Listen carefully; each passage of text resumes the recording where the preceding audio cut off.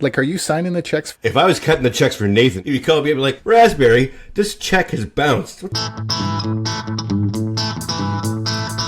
3 weeks left to go, we're heading into week 19 of the CFL regular season. This is placed on the 55. Jess, last week we had 3 games. I finished 2-1. Saskatchewan helped me out last game of the week. What was your record? 1-2.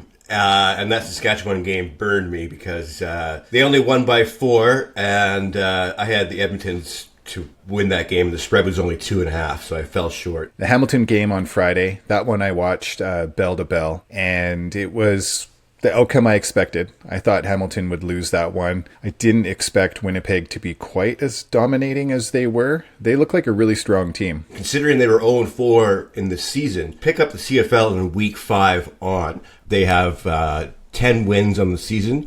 The next best is Montreal with 11 wins on the season. And then BC. I'd like to dive into that game a little bit. Your Lions den is looking pretty sweet. I noticed you added another bit of flair with the Flutie jersey. Yeah, he's the best player in the CFL. So even though it's not a BC Lions Flutie jersey, but which I do had one rather, but it just got so old. How did you end up procuring the Buffalo Bills Flutie jersey? I think a friend gave it to me. Was that friend's first name Doug, and did he throw it to you in the stands?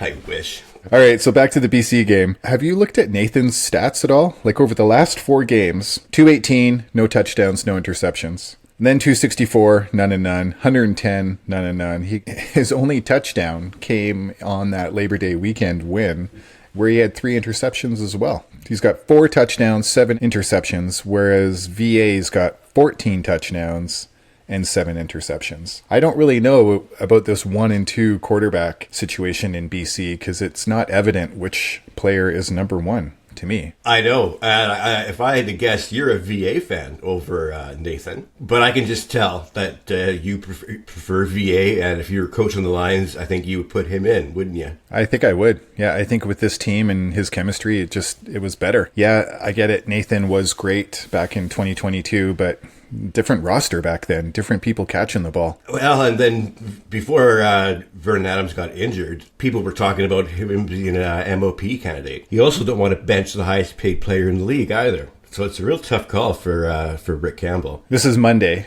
We're recording this, and the BC Lions are heading into the playoffs. They've clinched a spot. They're going to be either 3rd or 2nd at this point. News isn't out yet. Who's starting? If the coach comes out and says VA, I'm not going to be surprised. There's just been no production out of Nathan. On the season, I'm sitting 38-32.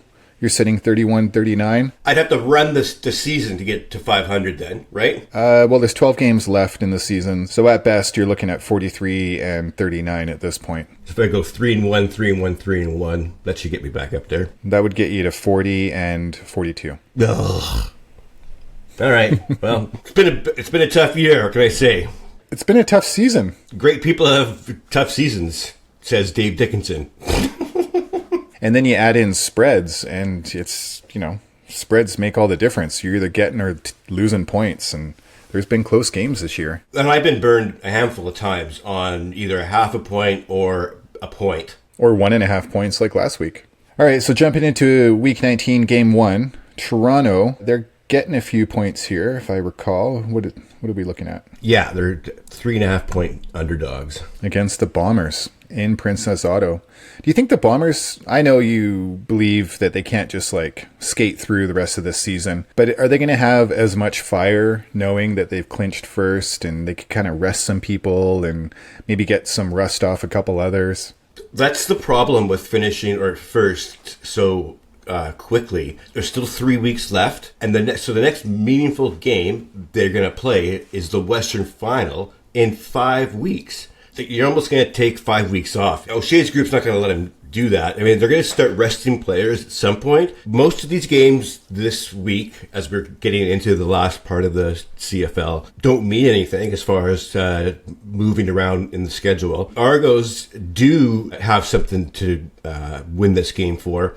They are currently sitting at 8-7. And they're behind Ottawa, who is 8-6-1. So Ottawa's ahead of Toronto by a mere 1 point because of that tie. Toronto can still catch Ottawa and host a game at BMO, and they can get their 15,000 fans out there to cheer for him and whatever. They can also close the door on the Hamilton's hopes of playoffs this week. Hamilton's sitting out. They got the bye. And if Toronto wins, Hamilton can't catch them. Remember, Toronto has to finish 1-3 in their last 4, while Hamilton has to finish. I think Hamilton's been eliminated.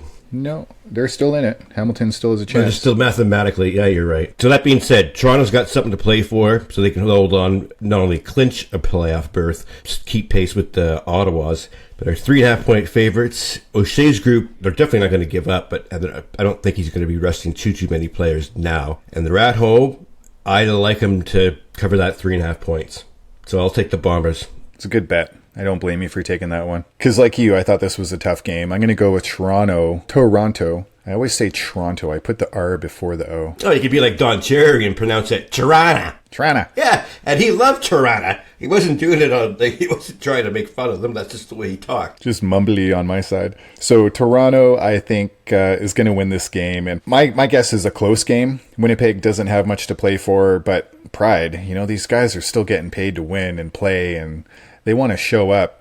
Chad Kelly, I don't know about that guy. He's hot and cold, and I think he's going to be hot enough this weekend to get them a win, which means my Tabbies are going to get eliminated this week, and that sucks. It sucks considering that was your Grey Cup pick, and they're not even going to make the freaking playoffs. They made it exciting towards the end. I mean, they're not out yet. Toronto could lose and next week we could be like, oh my God, Tabbies are playing. I just don't see it happening. I think this is the door. It's shutting, and Kelly's going to grasp that knob firmly and slam it in their face. Game 2. Speaking about a game about just for pride, this game's 100% for pride because both teams are 100% out of the playoffs. My notes say Edmonton, Calgary. Who cares? Yeah, I know. It's going to be a bad crowd in Calgary. I know Dave Dickinson cares, but I also know so does Jarius. Edmonton is our 1.5 underdogs, so Calgary's favored by 1.5 points. Game's in McMahon. Now, I'm switching my mind, actually. I'm going to pick the Elks. They're going to come down from Edmonton. These guys love rubbing it in the face of opposing or home team's fans. So these guys I think they're going to be up to it. Same time, Dickinson's going to go in there and say, hey, if you guys want a job next year up here, you got to show me something. And they might be looking at Dickinson saying, hey, if you want a job here next year, that's why he's going to be pushing his team still. Is he wearing 2 hats right now? Is he coach and GM? He might be, because John Huffnagel retired a while ago. If he's both, I would fire the coach and stay up in the booth as a GM. I think Jarius, like you said, he has something to play for. Give me Edmonton. Are they getting points? No, they got to be. Yeah, they are. They're underdogs by 1.5. That's really surprising. I didn't think Calgary could ever be favored again this season. Get this is the first time in modern CFL history where both teams from Alberta have missed the playoffs. That's a big deal for Alberta. Okay, so Edmonton and Edmonton, both of us, eh? Yeah, that's good. It's a 1-0 game, so it's a wash between you and I. Game 3, that's the BC-Saskatchewan game, and that's the one where we're just going to wipe our schedules and be glued to the TV. I don't watch a lot of games live, but I'll be watching this one live. It's certainly the game of the week for sure. It's the only game that really means something in the schedule, or the standings rather. Saskatchewan's got their stuff together, and they're at home at Mosaic. Maybe I'm betting with my heart from what I might be wearing. But I'm going to take the Lions. I hope Nathan Rourke gets it together. We know where your heart gets you. Oh, man. Last week, watching the BC Lions O-line protect, Nathan was just horrendous. 5 guys were getting run over by 3 defensive linemen. It was just terrible. So it's the same line that Vernon Adams was dealing with. Yeah, but how do 3 pass rushers get by 5 offensive linemen? That's 3 to 5. That means there's 10 arms stopping 3 guys, and they just get through. I just don't see them winning this game. I think Saskatchewan's going to win it. And I think there's going to be that big turmoil of quarterback halfway through, because maybe it is 30-10 and you got to put VA in, and all of a sudden you have all this uncertainty around the quarterback position. Not yet, but he didn't play all last year either. But he's played 4 games and he's got 1 touchdown. Yeah.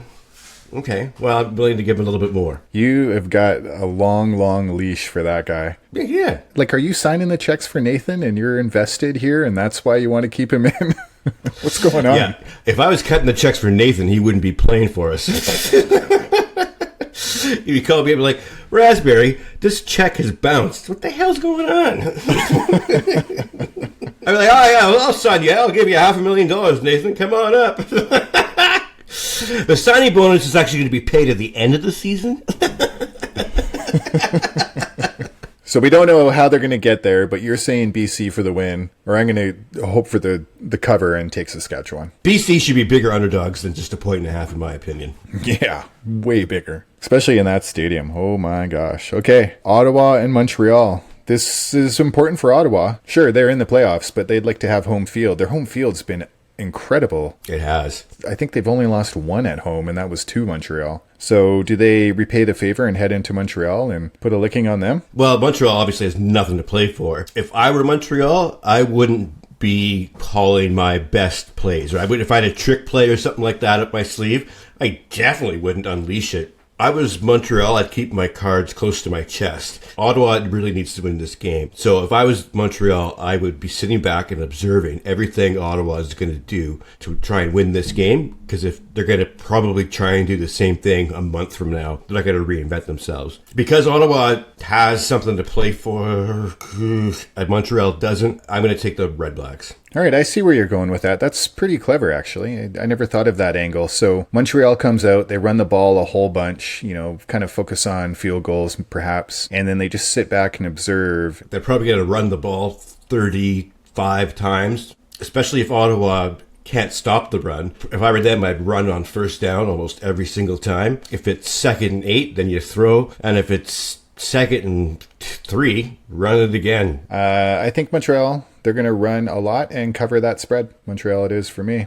Okay, interesting.